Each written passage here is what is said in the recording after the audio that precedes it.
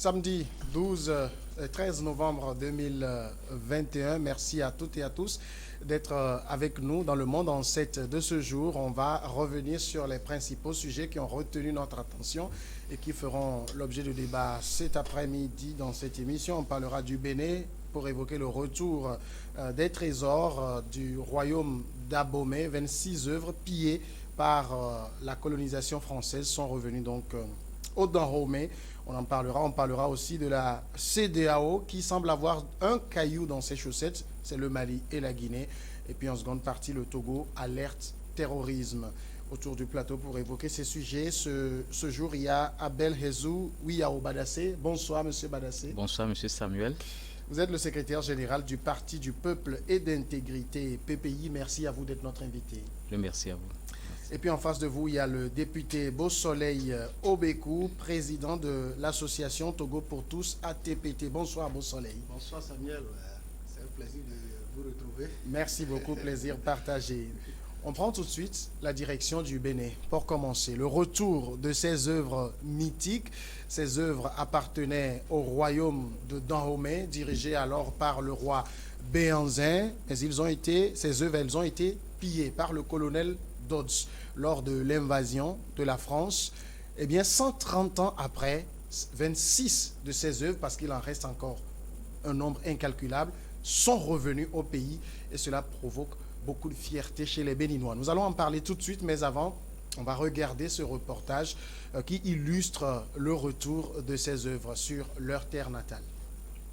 L'événement est historique, mais aussi symbolique. 10 novembre 2021, une date sans doute mémorable pour les Béninois. 26 œuvres pillées en 1892 dans les palais d'Abomey par les troupes françaises sont de retour sur le sol béninois. Ces œuvres, dont certaines revêtent un caractère sacré, sont arrivées à Cotonou convoyées dans 3 camions escortés par des chevaux jusqu'au palais présidentiel pour une cérémonie solennelle en présence du président Patrice Talon, des rois, des chefs traditionnels et les descendants du roi Béhanzin. La symbolique du retour au Bénin de notre âme, de notre identité, pour utiliser un mot plus facile à admettre, à comprendre, ce retour du témoignage de ce que nous avons été, du témoignage de ce que nous avons existé avant. Et la coïncidence de la restitution des 26 œuvres exclusivement emportées du royaume d'Abomey, des palais du royaume d'Abomey, n'enlève rien à notre plaisir, à notre joie, à notre fierté. Parmi ces objets vieux de 200 ans restitués figurent des statues totems de l'ancien royaume d'Abomey au sud de l'actuel Bénin, ainsi que le trône du roi Béhanzin, enlevé lors du pillage du palais d'Abomey par des troupes coloniales françaises en 1892. Sans être ouvertes, les caisses contenant les 26 œuvres resteront 2 à 3 mois à la présidence de la République, le temps de l'acclimatation aux nouvelles conditions de climat. Elles seront ensuite exposées au fort portugais de Ouida avant d'être transféré définitivement au musée de l'épopée des Amazones et des rois du Dahomey à Abomey. Personnellement, je vous avoue que j'attends que ces œuvres soient exposées à Ouida pour aller les visiter. On écoute le président Patrice Talon, Abel Hezou Ouiao Badassé, on sent dans sa voix de la fierté. Est-ce que en tant qu'Africain, on peut être fier du retour de ces œuvres en terre natale? Oui, bon, en tant qu'Africains, nous devons être fiers de cette initiative qui a abouti, cette initiative de Talon qui a été prise depuis 2016 et qui a rencontré une opposition de Hollande avec son Premier ministre Manuel Valls, mais aujourd'hui avec Macron qui, depuis le discours de Ouaga, a ouvert la voie au retour de ces 26 œuvres. Je crois que nous, en tant qu'Africains, c'est ce que le président Patrice Talon a dit, c'est notre identité qui est de retour et nous devons en être très fiers parce que la culture représente en quelque sorte notre âme. Et une fois que nous l'avons perdue, c'est comme c'est notre identité qui est partie.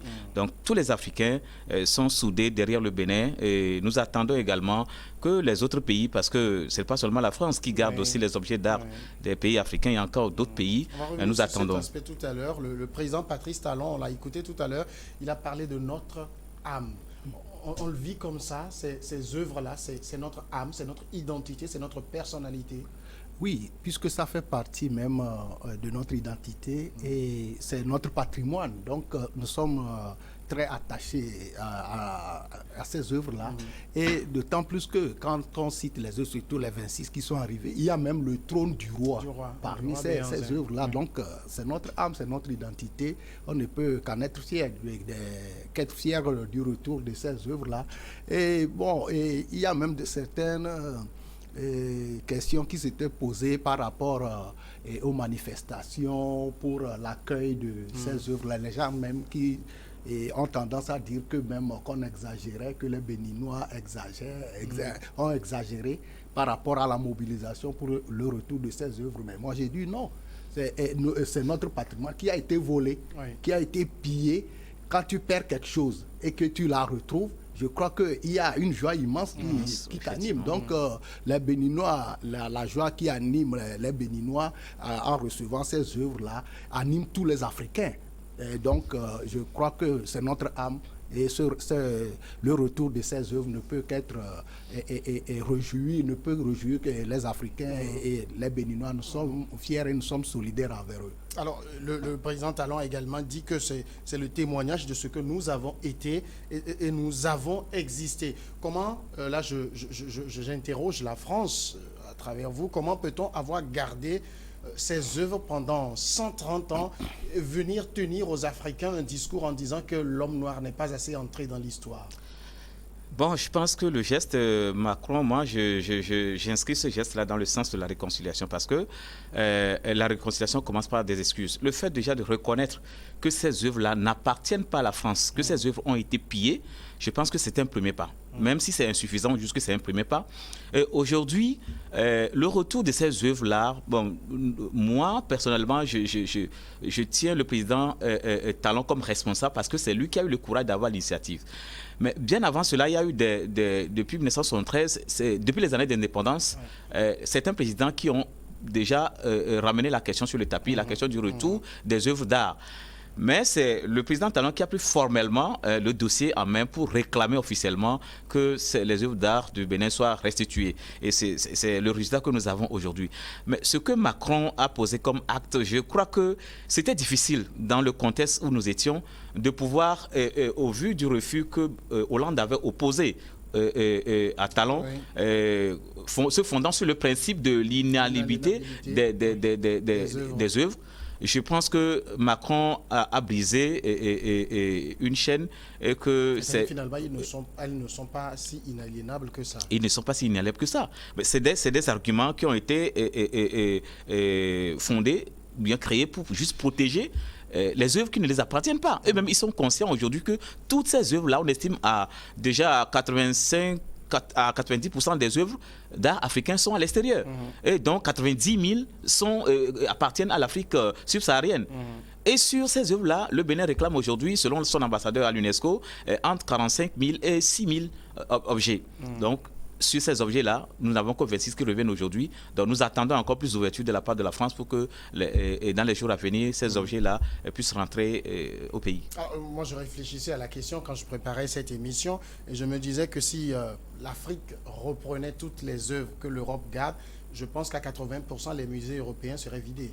Oui, bien sûr. Mais il y a les œuvres africaines dans les musées au niveau de l'Europe constituent la majorité. Donc, et aussi, ces œuvres-là sont des œuvres, je pourrais dire, entre guillemets, de qualité.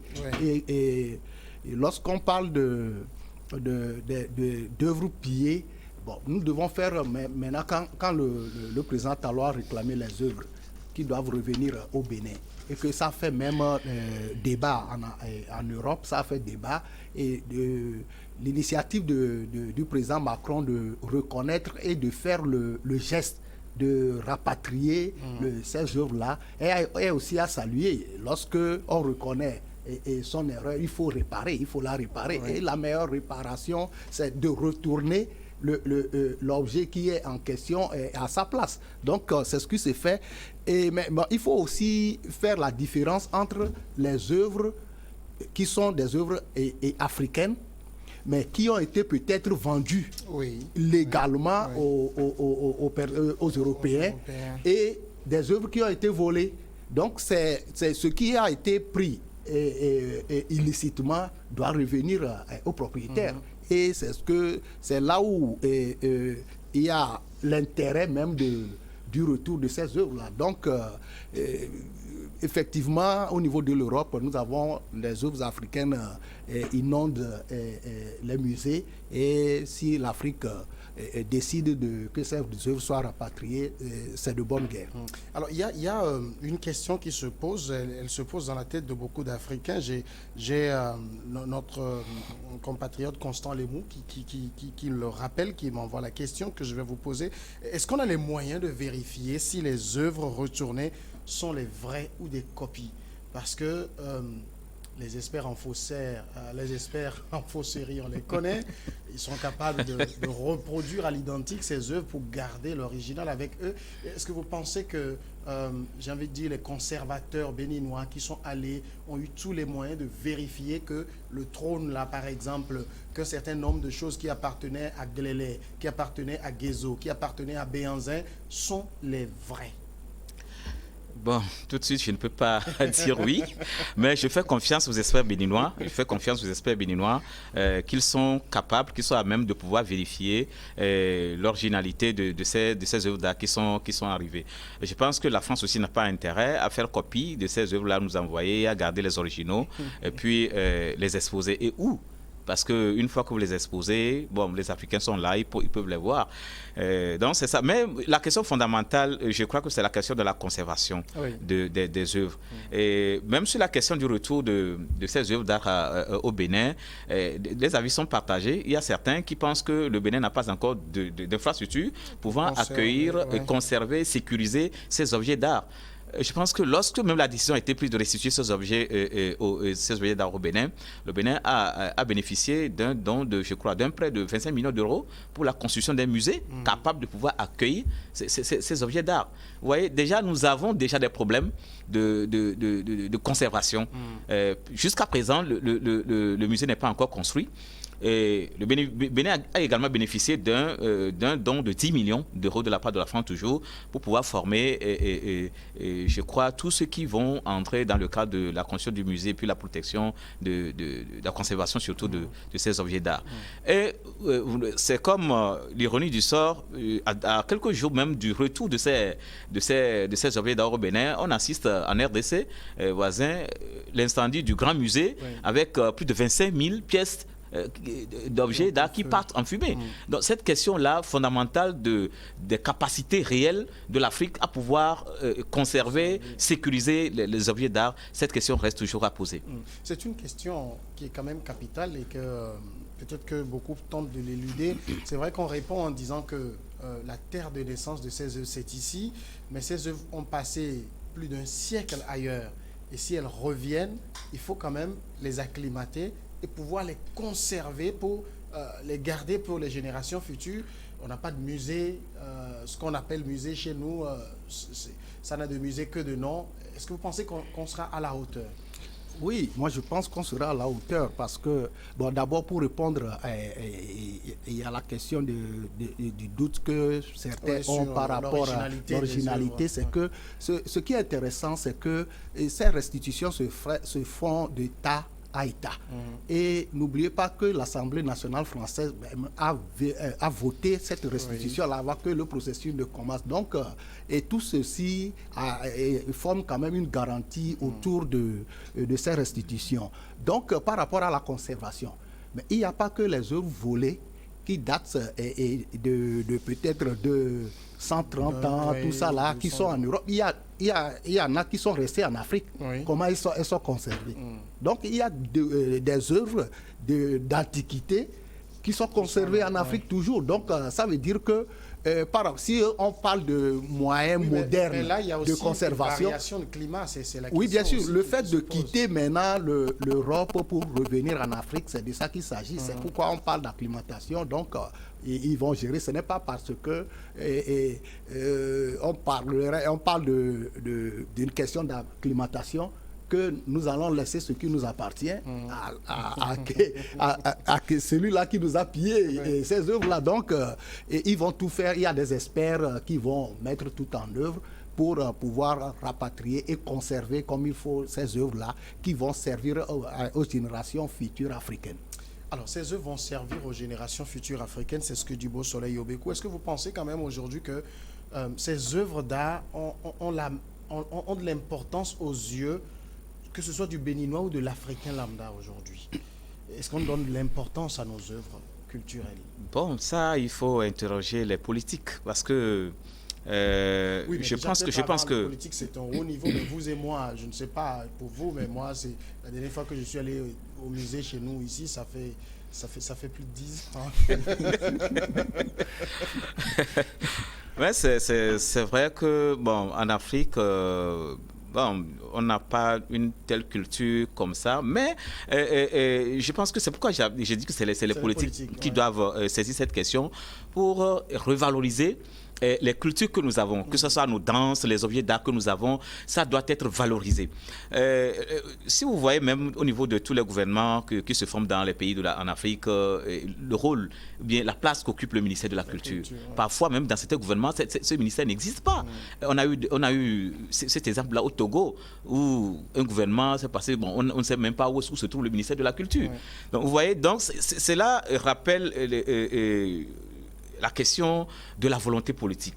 Je pense que nous devons vraiment prendre ce côté au sérieux et valoriser les cultures que nous avons. C'est à seul titre que nous pouvons avoir de la considération à ces valeurs culturelles que nous avons là, les protéger, les sécuriser. C'est une question de politique. Oui, une question de politique, de la volonté politique, mais aussi de la culture, des mœurs. On va parler même de la question des mœurs, parce que est-ce que l'Africain lambda, il s'intéresse au musée, comme vous venez de le dire. Donc, le gouvernement peut mettre les moyens en place pour exposer, conserver ses œuvres, mais et l'autre question, c'est que est-ce que nous intéressons, nous, Africains, nous intéressons à nos objets d'art? Oui, mais c'est une question aussi. En même temps, parce que la question revient aux politiques, est-ce que tout ne repose pas sur eux? Comment on enseigne ces objets à l'école? À l'école, quand on passe le temps à vous raconter du n'importe quoi sur l'Europe, sur l'Occident, alors que chez vous, vous avez de très belles statues dont on peut parler qu'on ne vous parle jamais. Et puis après, il y a les religions qui sont venues s'ajouter, qui ont vous dit tout ça, c'est du vaudou. Alors là, ça pose un problème aussi. Oui, c'est ce que je dis, c'est tout un ensemble. Hein. Il faut une volonté politique aussi et il faut intégrer ça dans nos mœurs parce que ça, ne nous voilons pas la face. L'Africain est intéressé aujourd'hui à la recherche de ce qu'il peut manger. Ouais. Alors que sous d'autres cieux, ils ont dépassé ce stade-là et ils font aussi ils s'adonnent à certains plaisirs, de loisirs, tout ça là. Donc, actuellement, nous, et ce qui fait aussi, si je pose cette question, vous n'êtes pas sans savoir que même présentement, dans nos milieux, même les plus reculés, les gens continuent par des personnes mal intentionnées continuent par vendre aux Occidentaux ou à l'étranger des objets d'art qui sont conservés par nos grands-parents et par nos parents. Arrivé à cette génération, des gens n'arrivent même pas à être conscients, à prendre conscience de ces patrimoines-là. On s'intéresse à l'argent, on s'intéresse à ce que nous pouvons trouver immédiatement pour entre guillemets manger, mais l'art, la culture en général, ça recule au niveau africain. Donc il faut revaloriser cette culture-là, il faut enseigner, comme vous le dites, il faut mettre cet intérêt-là parmi la population, dans l'homme même qu'est l'Africain. C'est ça qui peut contribuer aussi à l'intérêt même de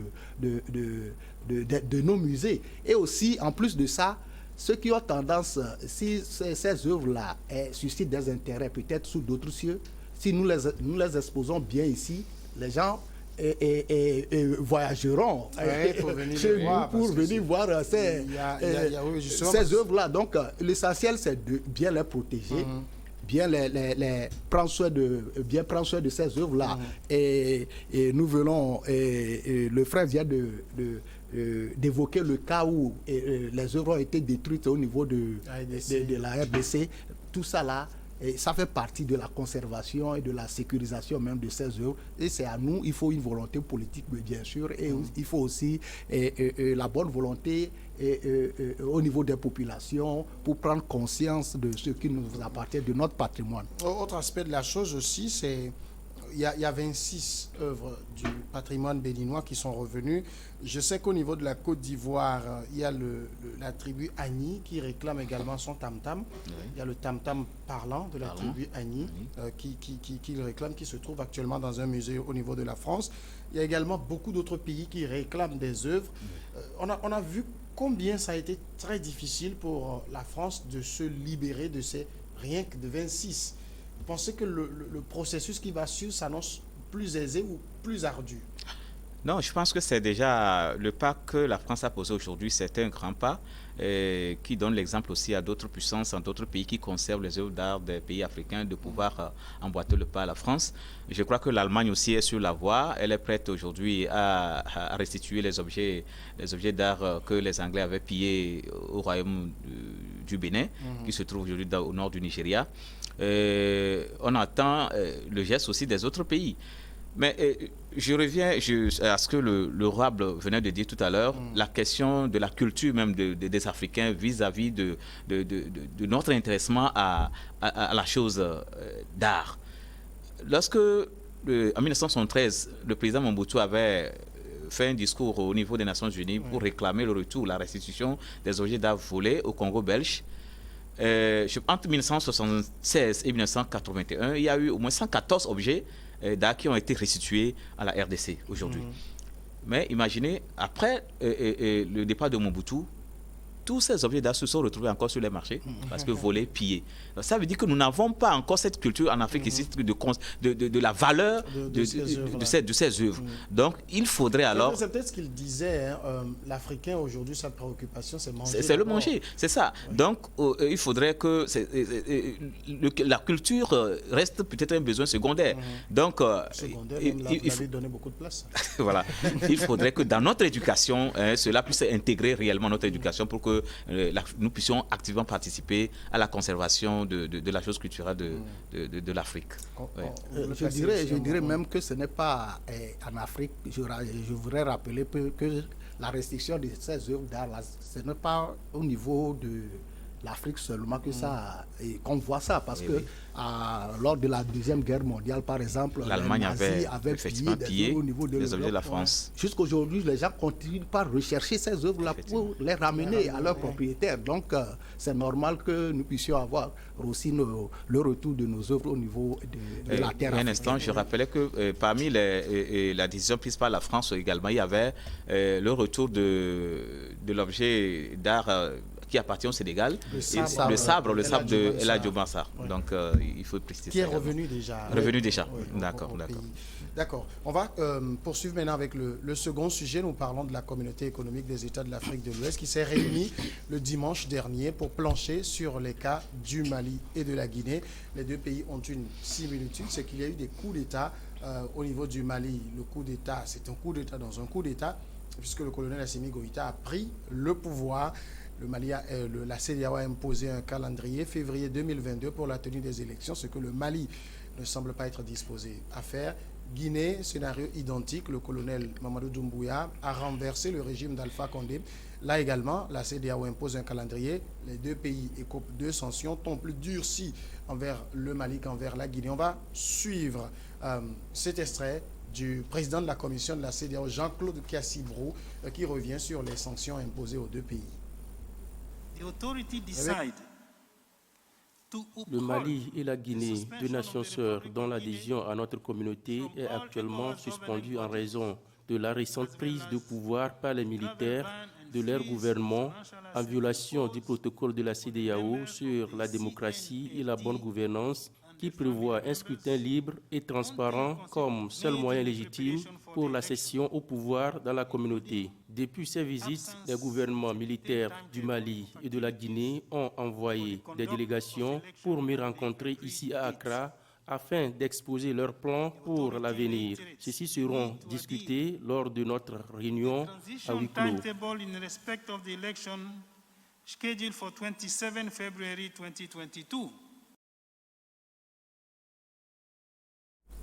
On a écouté Jean-Claude Cassibro, il le dit très bien, the election schedule on February 2022, février 2022.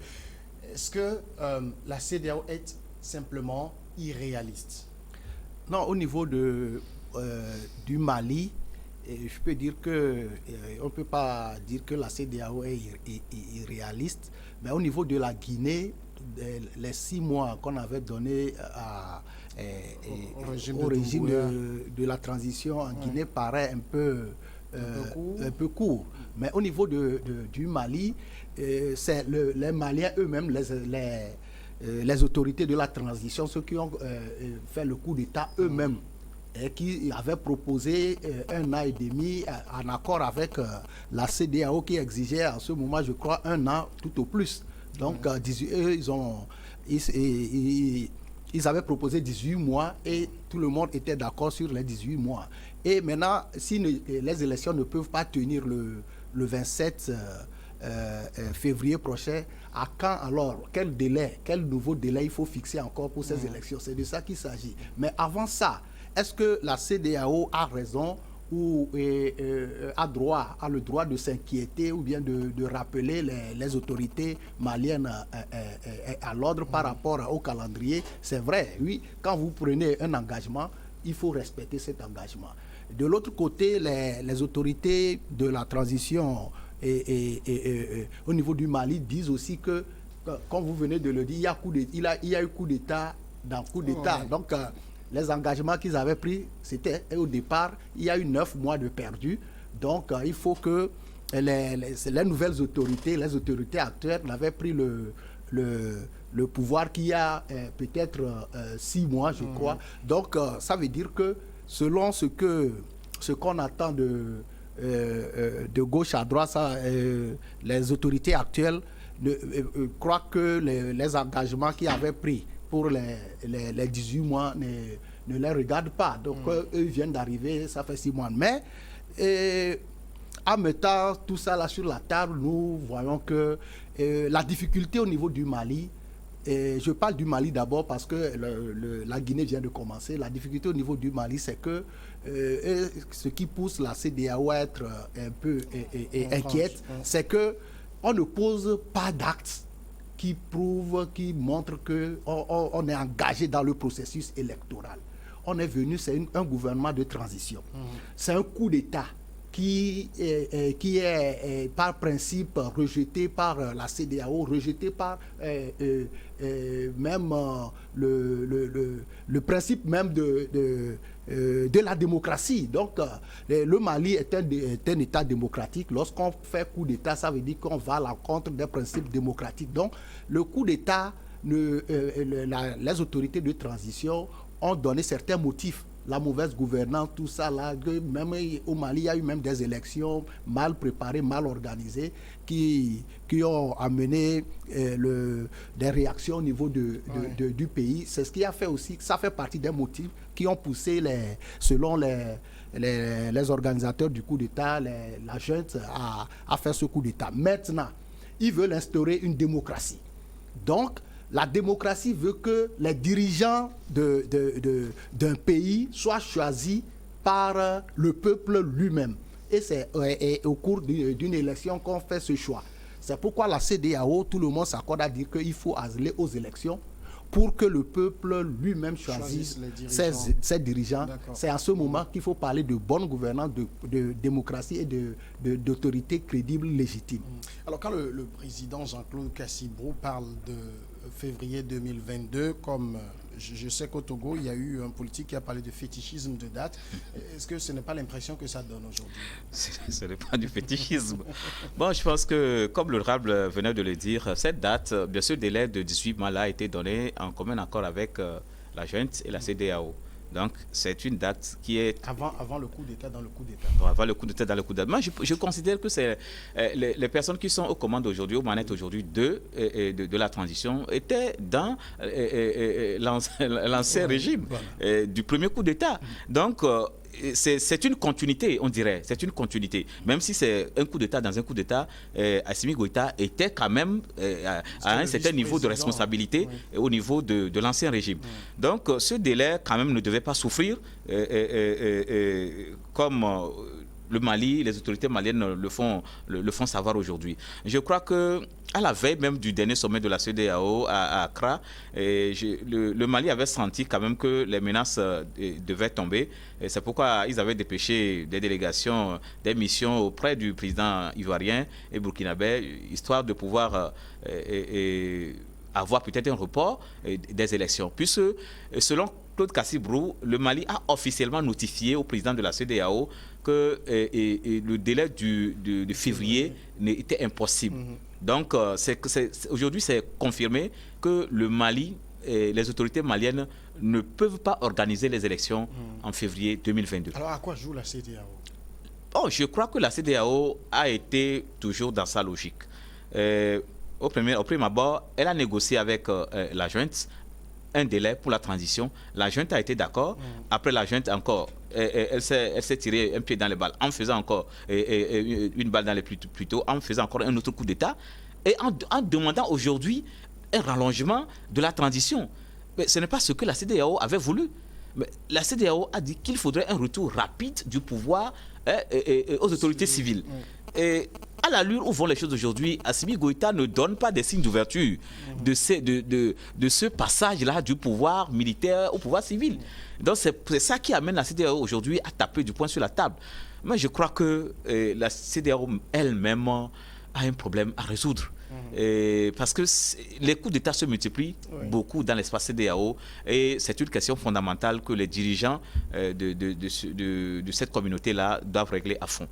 Alors, la question même des coups d'État, ça naît de la volonté de certains chefs d'État d'aller au-delà de leur mandat ou bien de la mauvaise gouvernance dans le cas d'IBK. Est-ce que la CEDEAO ne se fait pas harakiri aujourd'hui en se comportant de la sorte? On les laisse pourrir la situation, on revient jouer aux sapeurs-pompiers après? Non, au fait, vous savez, la CEDEAO n'est qu'une organisation sous-régionale qui est composée des pays, des États souverains, qui eux-mêmes ont compris à un moment donné la nécessité de se mettre ensemble. Et lorsqu'ils se sont mis ensemble, ils ont posé certaines règles. La CEDEAO n'invente pas ces règles-là qui les dictent aujourd'hui.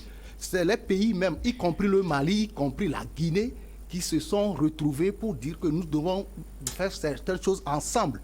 Et lorsque la CEDEAO édictait ses principes, dans la démocratie, l'accession au pouvoir par les urnes au lieu des armes. Donc c'est tous les pays membres de la CEDEAO qui avaient adhéré à ces principes-là, y compris le Mali, y compris la Guinée. Donc, mais la CEDEAO aussi a ses règles. Elle ne peut qu'utiliser les moyens à sa disposition. Et les moyens à sa disposition statutairement pour pouvoir amener les uns et les autres à la raison, ramener les gens à la raison. Donc, ce qui se passe actuellement, c'est que la CEDEAO, lorsqu'il y a des situations anormales, comme cette situation de coup d'État, la CEDEAO a certaines démarches à faire. Oui. Et ces démarches ont été faites. Elle a rappelé aux autorités, elle a même isolé ou bien sanctionné même ils ont un terme là, ils mettent à l'écart d'abord le pays le régime qui a fait le coup d'État et après si ça ne va pas, on procède aux sanctions, même ces sanctions même vont par gradation. Donc actuellement la CEDEAO ne fait que son travail. Elle fait ce travail-là par rapport aux moyens dont elle dispose. D'abord, le Mali est un État souverain. Et pour agir, pour qu'une organisation sous-régionale ou régionale agisse et sanctionne un État souverain, c'est qu'en amont, il y a quand même certaines règles, ces sanctions-là qui sont prévues. Donc actuellement, les États, les autorités actuelles au Mali doivent savoir ce qu'ils cherchent pour leur peuple. Ils doivent savoir aussi que l'accession, le moyen par lequel ils ont accédé au pouvoir, ce n'est pas ce que même la constitution malienne même demande. Donc actuellement, ce sont les élections, les élections présidentielles et législatives, tout ça là, qui peuvent départager tout le monde. Parce qu'il faut que le peuple se prononce. C'est le peuple qui choisit ses dirigeants. Donc, il faut qu'ils fassent tout pour aller aux élections. Tout ce qu'ils mettent en place par rapport au dialogue, ils parlent de dialogue national, tout ça là, à mon avis, ce n'est pas leur rôle.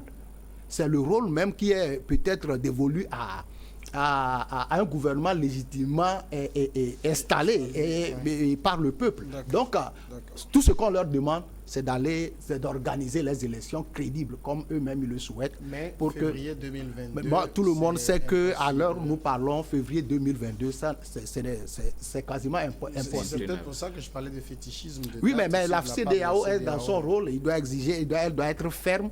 Et jusqu'à ce que, lorsqu'on sait à la dernière minute, à la fin, qu'on ne peut plus tenir cette date-là pour avoir un délai plus court par rapport à ce qu'ils ont déjà eu, quoi. Donc, c'est les élections. On attend que les élections au Mali et pour relancer les choses. Et puis, j'ajoute en disant que qu'il y a des observateurs qui disent que même les sanctions, la CEDEAO n'a pas été ferme. Oui. Parce que lorsqu'on sanctionne... sanctions dont je veux parler, interdiction de voyage, gel des avoirs. Bon, on sait qu'interdiction de voyage, les militaires, ils voyagent souvent quand ils vont en mission.